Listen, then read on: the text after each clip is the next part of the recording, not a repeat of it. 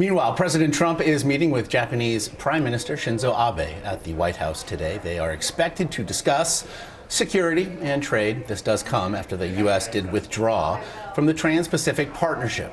Caroline Kennedy became the first woman to serve as U.S. ambassador to Japan in 2013. She facilitated President Obama's monumental visit to Hiroshima, as well as Prime Minister Abe's trip to Pearl Harbor.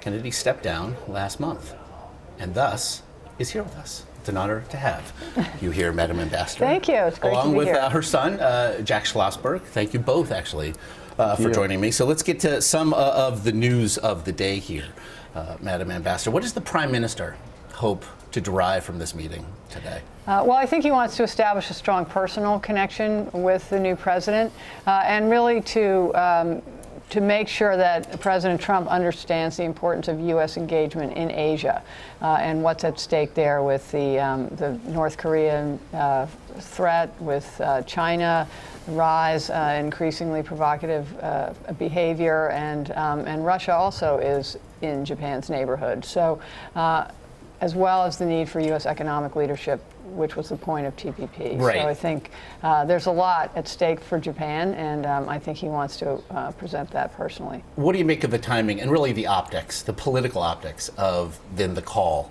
that the president had with Chinese leadership prior to this meeting? Well, I think it shows that the Chinese are consistently trying to drive a wedge between the U.S. and Japan, and to work the region for their own purposes. And so far, with a lot of the kind of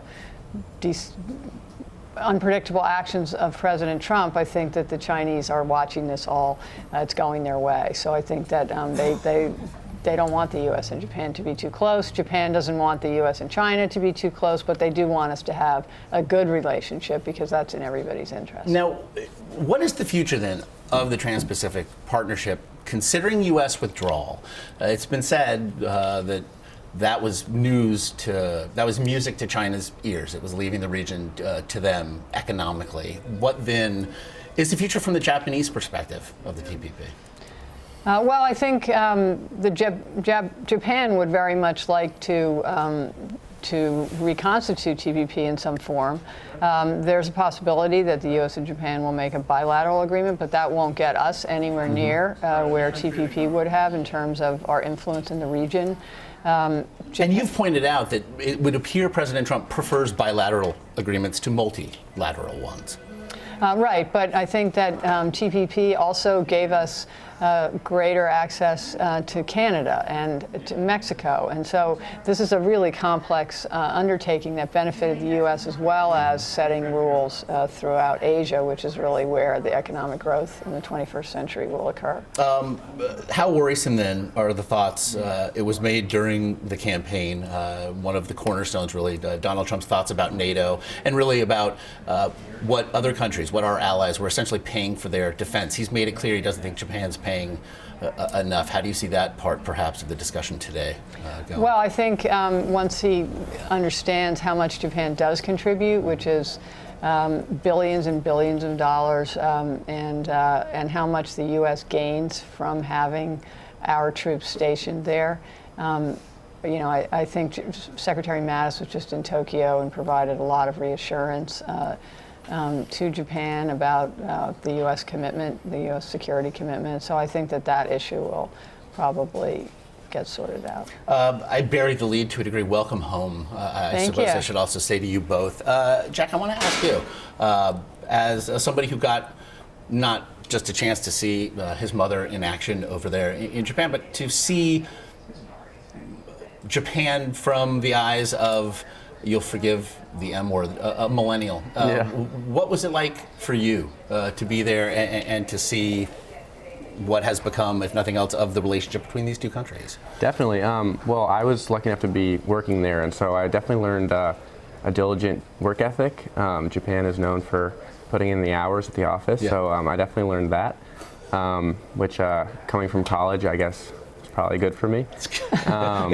The cracking of the whip is important. Exactly. But I also made a lot of friends in Japan who were my age, and I saw how they saw America as kind of the envy of the world. That's something I've been told my whole life, but never really learned or saw firsthand. And so that was actually quite eye-opening, and I got to see how my own country is seen from abroad, which was a really interesting experience. I know that for you as well. You said earlier this morning that to a degree, being in Japan allowed you to learn a little bit more about America. Well, I think that's true, and as Jack said, I think that you really gain an understanding of how America is perceived, and certainly President Obama was committed to strengthening our alliances around the world, and so I think you see how eager other countries are, even the smaller countries in Asia, Singapore, Vietnam, the Philippines. They really value U.S. presence. Everybody wants to work with the U.S., to do business, to have our security presence there. How is Donald Trump then viewed there? And I realize that to a degree is a monolithic question, but how is he seen, and what's the political calculus for the Prime Minister as appearing perhaps too cozy with him? Well, I think it's important. The Prime Minister's goal is obviously primarily to establish a relationship with the new president, but he's meeting with business community, he's meeting with congressional leadership, because the U.S.-Japan relationship goes so deep and is so broad and complex. I think that's something that Americans really have no sense of. Maybe people who serve in the military do, because so many people have spent time serving in Japan. But there are so many aspects to this, and so many people-to-people relationships, and whether it's manga or anime or the food or martial arts or meditation or all of these things that interest different segments of our country, that there are, and the Japanese equally look to us for leadership in disability and LGBT and women's advancement. So this is not only a security relationship, and I think that the Prime Minister really is trying to, reach out to broader America as well as the new administration. So Jack, the whip having been cracked, and you now will face what's next for you, young man? So I've just sent in my applications to graduate school programs, so hopefully we'll be going to do that in the fall. What do you want to do? I'd like to go to law school and business school at the same time, if possible. So that's the goal for right now. I would be remiss if I didn't ask you about the very special mantle that you do bear, being who you are very specifically. Yeah. How's it informed? Well, growing